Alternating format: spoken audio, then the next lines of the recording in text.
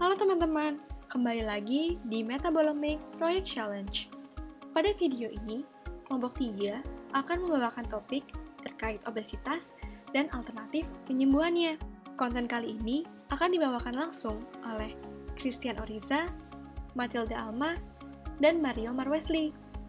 Sebelum memulai video ini, jangan lupa untuk subscribe, like, dan komen sebanyak-banyaknya.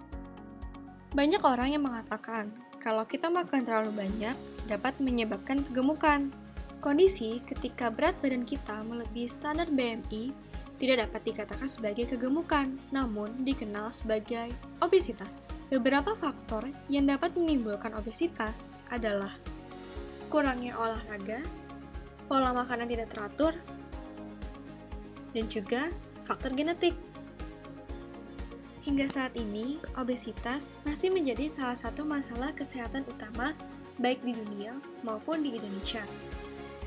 Berdasarkan data hasil Kementerian Kesehatan Republik Indonesia tahun 2018, penderita obesitas di Indonesia telah mengalami peningkatan dari tahun 2007 hingga 2018 dan diperkirakan akan terus mengalami peningkatan.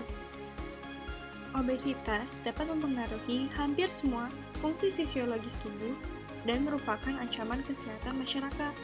Umumnya, penderita obesitas akan mengalami perubahan di dalam metabolit tubuhnya. Obesitas juga dapat meningkatkan risiko terhadap beberapa kondisi penyakit lain, seperti penyakit kardiovaskular, stroke, kanker, dan diabetes mellitus. Berbagai penanganan dapat dilakukan untuk mengurangi obesitas tubuh. Namun, terdapat penelitian yang menyatakan bahwa dengan modifikasi asupan makanan dapat memberikan perubahan sebesar 98% jika dibandingkan dengan cara lainnya. Sehingga, dengan memodifikasi asupan makanan menjadi salah satu cara paling efektif untuk menurunkan berat badan. Mikroalga dapat digunakan sebagai salah satu alternatif pengganti makanan. Mikroalga sendiri merupakan organisme bersel tunggal yang tergolong sebagai talopita, yaitu tidak memiliki batang, akar, dan daun sejati.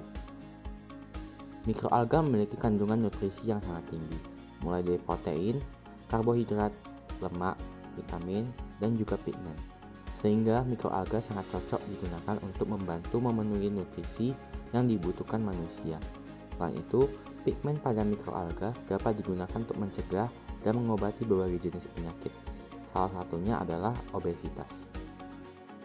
Beberapa studi menunjukkan bahwa fukosantin dapat mengobati obesitas, yaitu dengan berperan aktif dalam meningkatkan regulasi ekspresi dari uncoupling protein 1 atau UCP1 yang mengatur oksidasi dan produksi panas dari jaringan putih adiposa.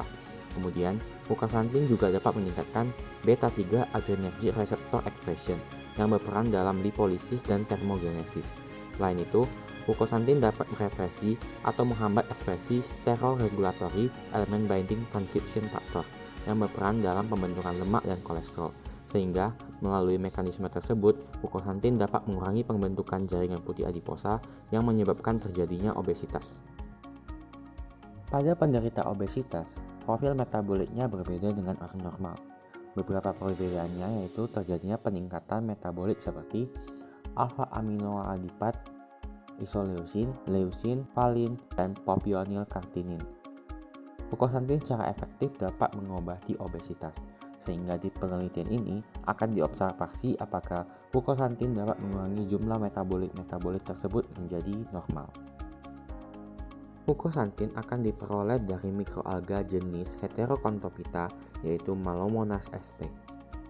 Hal ini dikarenakan Malomonas sp dapat menghasilkan berat kering biomasa yang cukup tinggi, dengan produksi konsentrasi fukosantin yang tinggi pula dalam 1 gram berat kering jika dibandingkan dengan mikroalga lainnya, di mana konsentrasi fukosantin dari Malomonas sp mampu mencapai 26,6 mg per gram berat keringnya.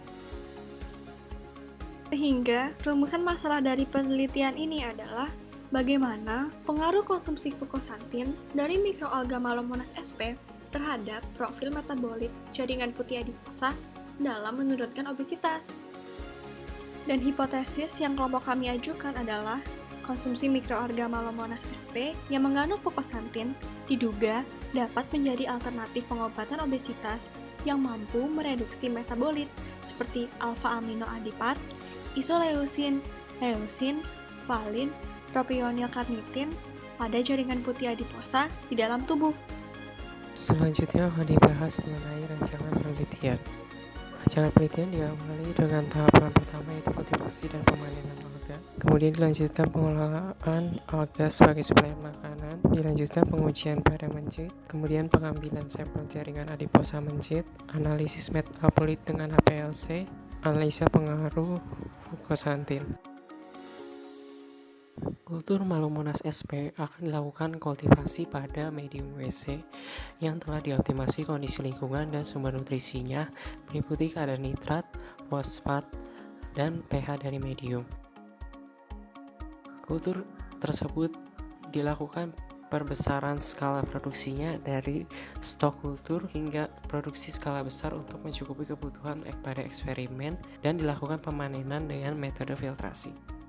Setelah itu, biomasa alga hasil kultivasi sebelum dijadikan suplemen makanan bagi mencit akan mengalami pengolahan terlebih dahulu melalui metode spray dry untuk dihasilkan serbuk alga kering. Kemudian dilakukan perlakuan terhadap mencit meliputi 3 kategori perlakuan, yaitu pertama ada mencit yang diberikan pakan nutrisi rendah lemak yang dijadikan sebagai kontrol mencit dengan profil metabolit yang normal. Kemudian perlakuan kedua adalah mencit yang diberi pakan kaya lemak namun tidak diberi suplemen sebagai kontrol dari profil metabolit mencit yang mengalami obesitas. Kemudian yang terakhir adalah mencit yang diberi pakan kaya lemak dan obesitas kemudian diberikan suplemen dari alga yang telah diolah sebelumnya sebagai profil metabolit dari perlakuan yang kita lakukan. Mencit yang telah diberikan perlakuan kemudian akan diambil jaringan adiposanya sebagai sampel yang akan digunakan untuk dianalisis, yaitu meliputi jaringan putih adiposa inguinal, jaringan adiposa coklat infraskapular, kemudian jaringan adiposa putih dari daerah subkutan. Sampel diambil sebelum dan sesudah diberikan perlakuan dengan rentang periode 8 minggu dan diambil pada periode minggu ke-8 dan minggu ke-16 serta di awal sebelum dilakukan perlakuan. Sampel yang telah diambil kemudian akan dilakukan analisis. Analisis dilakukan kepada sampel jaringan adiposa dengan melakukan ekstraksi, kemudian dilakukan analisis HPLC untuk didapatkan profil metabolit dari setiap perlakuan dan kontrol yang digunakan. Hasil yang telah diperoleh kemudian akan dilakukan uji statistik dengan menggunakan metode one way ANOVA untuk memperlihatkan adanya perbedaan profil metabolit antara perlakuan dengan kontrol yang digunakan. Pada bagian rancangan biaya penelitian terbagi menjadi 2, yaitu biaya untuk pembelian bahan meliputi medium, mencit, pakan, dan lainnya yaitu sebesar Rp27.259.754. Sedangkan biaya untuk uji metabolit dengan menggunakan HPLC yaitu sebanyak total 18 sampel adalah Rp33.750.000. Sehingga total biaya dari penelitian ini adalah Rp61.9.754.000. Berikut adalah timeline penelitian ini, di mana waktu penelitian dilakukan dari bulan Maret hingga bulan September 2020.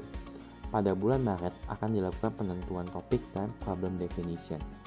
Pada bulan Maret sampai April dilakukan studi literatur dan metode, serta perancangan metodologi penelitian.